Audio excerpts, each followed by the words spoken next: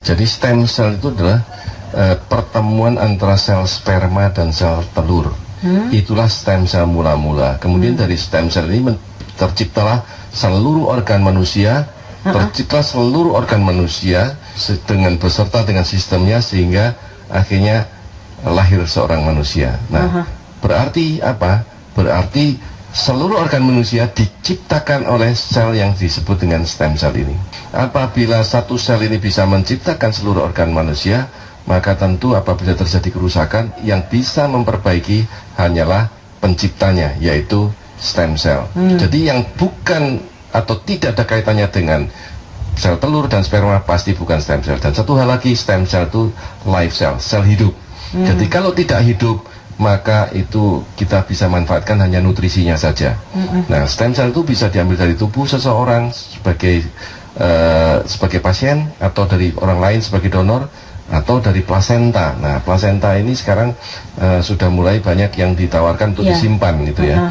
Nah, ternyata hanya cocok untuk anak itu sendiri yang punya.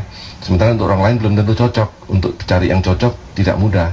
Maka penelitian dilanjutkan dan menemukan bahwa plasenta mamalia bisa digunakan sebagai pengganti daripada plasenta kita, bahan untuk terapi stem cell, dengan syarat harus live, harus hidup. Kalau bukan live, maka itu bukan disebut stem cell. Kenapa? Karena memang stem cell sudah membuat kejutan dan membuat heboh dunia.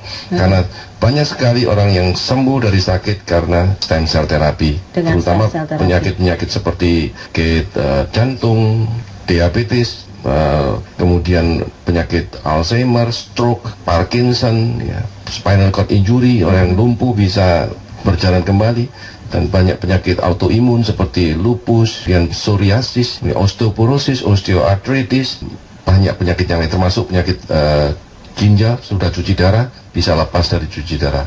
Bahkan ada yang buta, ya sudah buta karena syarafnya putus, bisa melihat kembali setelah menjalani terapi stem cell. Nah, ini yang tidak mungkin dilakukan oleh obat-obatan ataupun nutrisi.